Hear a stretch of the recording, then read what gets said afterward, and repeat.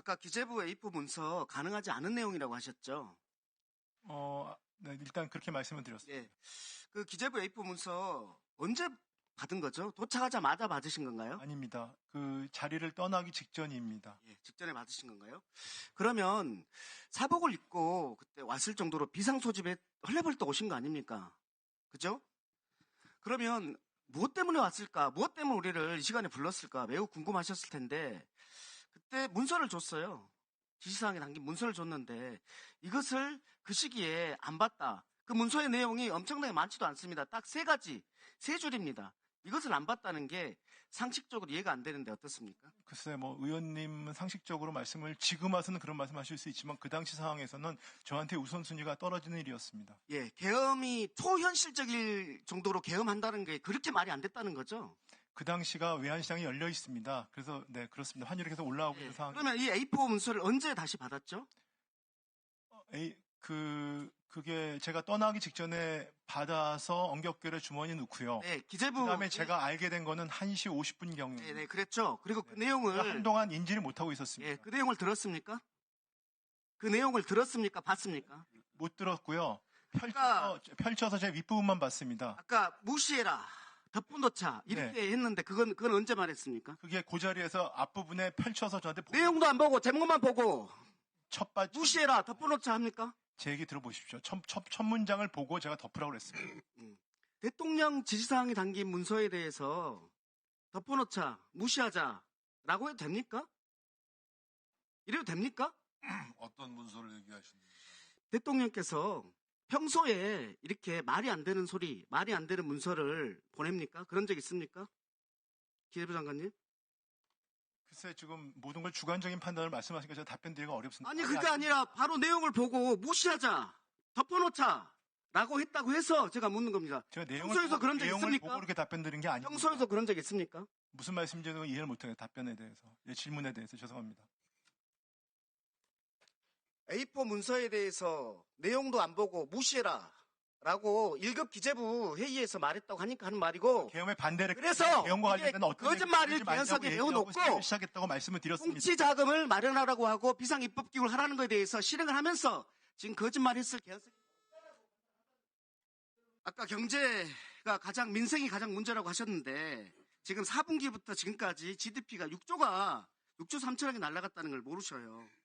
소상공인들 너무나 어렵다고 하고 있습니다. 이렇게 막 보내왔습니다. 뭐라고 보내왔냐면 동전 한 입조차 말라버린 자영업자, 참혹하다, 비참하다 이렇게 하고 있습니다.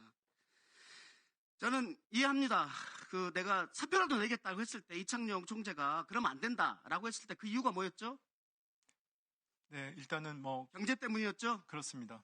최근에 첨단 전략자금 기금 34조 한 것도 경제 때문이죠? 그렇습니다. 신용평가사 세국가 화상면담 하셨는데 거기에서도 경제 때문이죠. 신용평가 하러 가지 않기 위해서 면담한 거죠. 경제와 대신은 국가 신인도 때문에 그렇습니다. 그때도 정치적 불확실성이 굉장히 부정적 영향을 미친다 이렇게 우려했죠. 이창용 신년사에서도 정치적 리스크가 국가 신용 등급에 영향을 미친다고 했고 최 대행께서도 정치적 불확실성이 문제다라고 하셨어요. 맞습니까? 네, 맞습니다.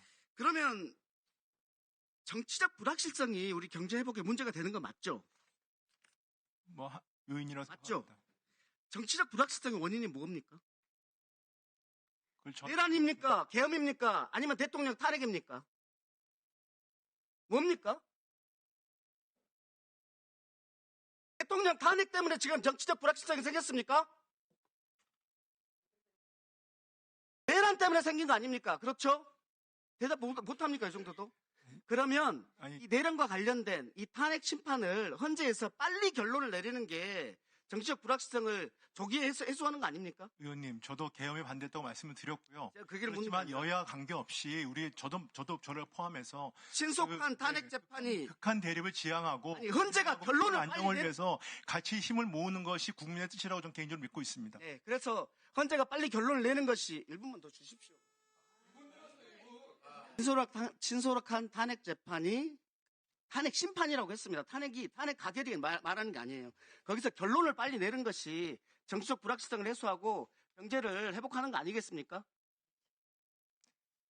아, 그게 동기. 아니, 어떤 방식이든 헌법과 법률에 따라서 신속히 그, 조사가 이루어지는 것이 말씀드릴게요. 그럼 된다고 어떤 결론이냐에 따라 다르다는 얘기를 하시네요. 지금 황당한 얘기를 하신 거예요.